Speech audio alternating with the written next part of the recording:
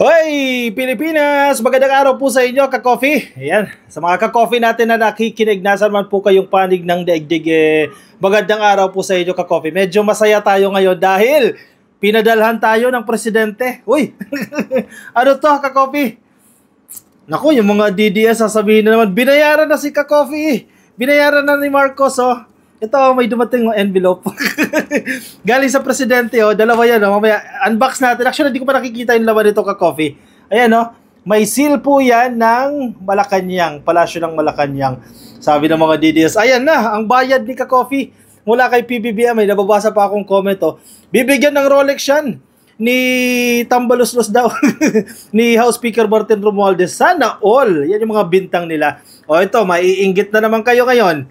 O, mga DDS, pinadala tayo ng sulat. Ito, teka, ito, takpan ko lang yung pangalan ko para ma-conceal natin yung ating identity. Ka-coffee lang, no? Sige. Wait lang, ha? Takpan ko lang. Ayan, Tiyanan! Mr. Joey! Ayan. At ang ating apelyido. Sige, buksan na natin, ka-coffee. I-unbox na natin ito. Ngayon pa lang natin ito bubuksan. Ano itong pinadala sa atin ni PBBM? Ako, masisira yung sticker, Sige nga. Slowly. Baka kasi pwede pa natin ito itago, Eventually, pa-benta natin ito kay Boss Toyo. Ayan. Pupunit. Up, dandahan. Perfect. Ayan, Malacanang Palace, Manila, Philippines. Ano yung nilalaman nito? Baka dito yung pera. Sabi nila yung bayad daw, naka-envelope po. Hoy! May picture. Ano kaya yung nasa lang? Ganda ng envelope po. Ang ganda ng folder nila, Teka, alugin natin. May nakatago. Yung likod. Ayan. Palasyo ng Malacanang, ka-coffee. Ano yung nasa loob nito? Yun. Sa likod muna.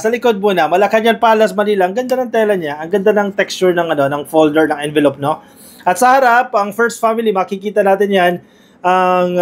Of course, ang ating presidente at ang kanyang may bahay na si First Lady Liza Araneta Marcos, at ang tatlo nito pong anak, no, at ang seal, ka-coffee ng Office of the President. Ayan, nakikita niyo po dyan sa taas. Sige, buksan na natin, basahin natin ano yung nilalaman. Chinin! Oy! Wait lang. O yan, Malacanang ulit, Teka, takpan ko lang yung apelyido ko. Baka magamit sa kasamaan ng mga masasama ang loob, Aha. Yan, may letter. Letter pa lang laman ito, ka-coffee. Sige, basahin natin. Dear Mr.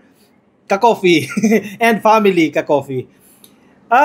Okay. Late lang ito, ka-coffee. Christmas message po ito. Happy holidays message po ito, ka-coffee. Sige, basahin natin yung nilalaman nitong liham po ng ating presidente. Nakakatas naman. Kahit liham lang ito, ka-coffee, kahit wala po itong kasamang cash, malaking bagay na po yan na na-appreciate tayo at napapadala tayo ng ganitong sulat coming from the president himself, no, and coming from the first family.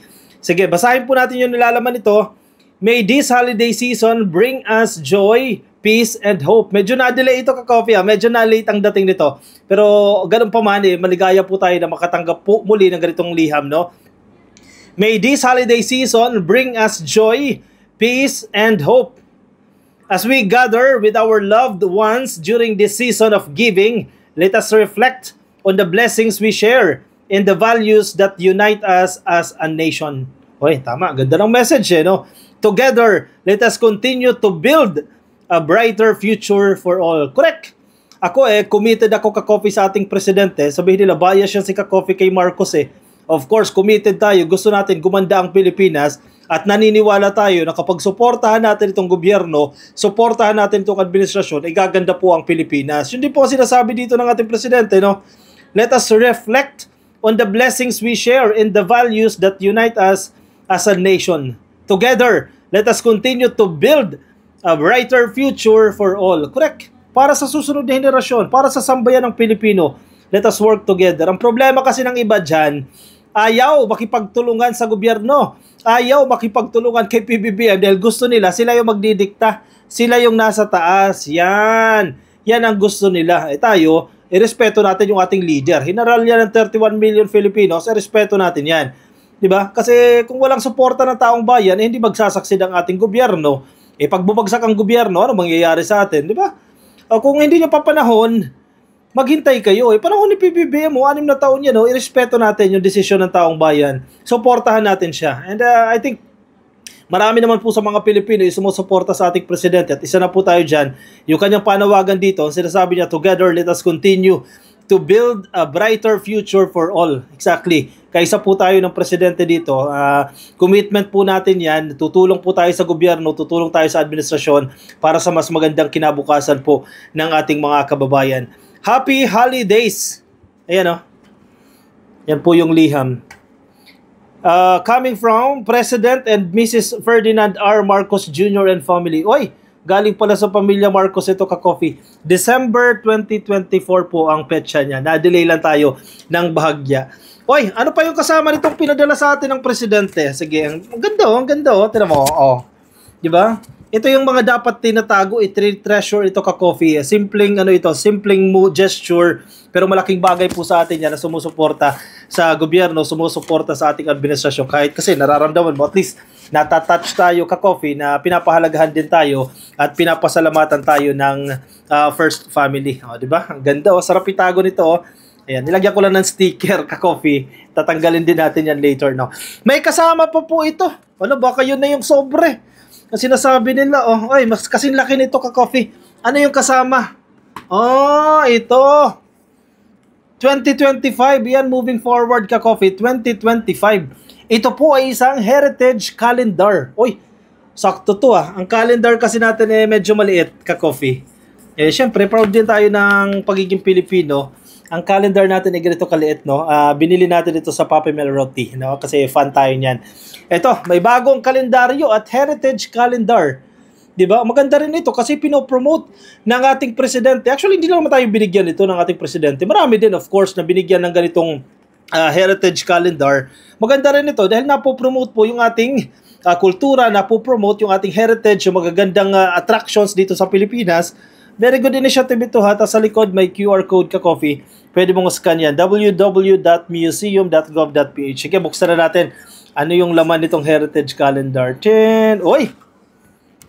Yung kulay bagong Pilipinas ang itsura 2025 heritage calendar. Ayan, yung table calendar ito ka-coffee. Ayan, yung ipapatong mo lang sa mesa. Ayan. Unbox tayo dyan. Ayan. Sige. Flip natin yung pages. 2025 calendar. January. Dito muna tayo sa January. The Mansion. Yung ganda. Ang ganda ng calendar na ito ka-coffee. Bago ito ha. May mga litrato po dyan ni ito, Emilio Aguinaldo, January. At Baguio Mansion House. May history ka-coffee. The Baguio Mansion House, a historic summer getaway for Philippine presidents since the Commonwealth era, was inaugurated in September 2024 as a presidential museum. It adds a touch of history to Baguio, our summer capital. Ayan, ka-coffee. Yan yung ginawa ng ating administrasyon, ka-coffee. Inaugurate po yan, September 2024 lamang po yan, no? Naging museo na po yan. Baguio Mansion House. Libre po ang admission dyan. Di ba? Information dissemination na rin ito Feel free to visit any day except Mondays and holidays from 8 a.m. to 5 p.m. Admission is free. For details on guided tours, ayan, pwede nyo pong bisitahin yung Baguio Mansion house.gov.ph. Di ba? Promotion ito sa mga heritage sites sa atin. Sige, punta tayo dito sa February. February ito din. Bagong gawa rin ito ka-coffee. Yung buhay. Yung bahay Pangulo, ito bagong renovate din niya ka-coffee. Pinaganda po yan. Nabalitaan natin yan ka-coffee na pinaganda po yan. Hindi para sa pamilya Marcos lang, kundi para sa mga susunod po na presidente at susunod na First Family. Maganda na yung titirhan nila. Hindi selfish ka-coffee. Yung susunod na leadership, dyan din po titira. Ayan ang bahay Pangulo. Ang ganda Ayan yung bahay Pangulo ka-coffee This unique property in the Malacañang Park Complex has seen a lot of changes over the years. It's been used as a clubhouse, a retreat house, a venue for private events, and even as a home for past and current presidents. The place includes a main house, pavilion, poolside, gazebo, gym, and a guest villa. There's also a spacious kitchen, laundry area, and 2 bedrooms. Ganda. Bahay Pangulo. Wag na natin isa-isahin ito dahil medyo marami-rami pa ito. Hanggang February pa ito. February pa lang ito hanggang December. Ano naman ang nasa March? Ang March ay ang Bahay Ugnayan. Mga heritage sites ito, no? Goldenberg Mansion, ito, nasa April. Maray event din dyan ka-coffee kasi alam nyo naman na binibigyan din focus ng ating administrasyon ngayon ay ang cultural preservation at ang cultural promotion, no? At ganoon din po ang suporta sa creative industry. Nagkakaroon po sila ng mga series of concerts. Dito po yung ginagawa sa Goldenberg Mansion. O sa Mayo, Centro de Turismo Intramuros Tourist Center. Yan yung mga pwede niyong pasyalan kung kayo ay mapadpad po sa Maynila, no? Laperal Mansion. O yan, sikat na sikat din ito ka-coffee. Sa Baguio ito, di ba? Yung Laperal Mansion. July, Malacanang Palace, of course, open po yan. Lalo na kapag December, binubuksan po yan sa publiko na makapag-enjoy din po kayo dyan sa mga arcade, etc. May mga misa din po dyan. Pangarap Golf, nasa August. Nasa September, ang Pasig River Esplanade. Phase A1. Ang ganda niya ka-coffee. Actually, di pa ako nakapunta niyan, pero nakikita ko lang. Pinag-uusapan nga namin kanina ng kaibigan ko na napakahusay ng tawag dito, ng kanilang renovation dito sa area na to. At isa lang yan ka-coffee. Marami pa pong ibang area dyan sa kahabaan po ng Pasig River ang kanilang ibang modernize. Pagagandahin po yan at gusto nila connected na po yan. If I remember it correctly, parang 7 points ata yan. 7 points or 9 points po yan na parang mga ganito and connect na po siya. Pwede ka mag-bike, pwede ka mag-walking, di ba? Pangarap lang yan ka-coffee pero magkakatotoo yan dahil nasimula na po yan dito sa Pasig River Esplanade Phase 1. October po yan, malapit na. Dalawa na lang ka-coffee. And November, ito po ay ang Pasig River Esplanade Phase 1C naman yan. At ang nasa December ay ang Tews Mansion. Ngayon ko lang ito narinig Tews Mansion named after Valentin Tews, a Basque immigrant who arrived in the Philippines in 1847 and later started Tanduay Distillers, is now home to the Presidential Museum. Ito pala yun Ngayon ko lang ito narinig libre din po ang admission dito. Interesting, di ba? Nakakatuwa. Simpleng kalendaryo yan, pero gamit na gamit mo yan. Di ba? Tayo gusto rin natin according to date ang ating mga activities at hindi natin miss out yung ilang events. Importante yan, lagay natin sa table natin. Very useful yan ka-coffee. At meron pa. Ito, may kalendaryo din ka-coffee. Ito, may mga kalendaryo din po yan. Anyway, wag na natin ito ipakita. Maraming salamat Ating Mr. President. At sa kanya may bahay at sa First Family. Simpleng regalo ito ka-coffee. Walang cash. Hindi kami nag-expect ng cash coming from the President. Sapat na po itong liham. Itong sulat na ito na ipinadala sa atin, malaking bagay na po yan. At itong kalendaryo, no? Nakaka-appreciate din ito. Tatago natin ito and eventually, mare-recall natin na kahit pa paano, pinahalagahan tayo ng Presidente at nakatanggap tayo ng ganitong liham na malaking bagay po yan para sa atin na sumusuporta po sa kanya. Maraming salamat ka-coffee Maraming salamat po. Siyempre, ito po ang natatanggap natin itong blessings, parte po kayo dyan, no? Dahil malaki rin po ang inyong suporta sa akin at sinusuklian po natin yan ng pagsuporta sa ating administrasyon, sa ating gobyerno, sa ating presidente sa pamamagitan po ng pagdidiscuss ng mga political events dito po sa Pilipinas. Alright, sige. Baka hindi ka pa naka-like ka-coffee sa Facebook page, click lang po ng like and follow. Yung mga nasa YouTube ka-coffee, please click lang po ng subscribe at hit nyo na rin po yung notification icon para kayo po updated sa ating mga bagong upload.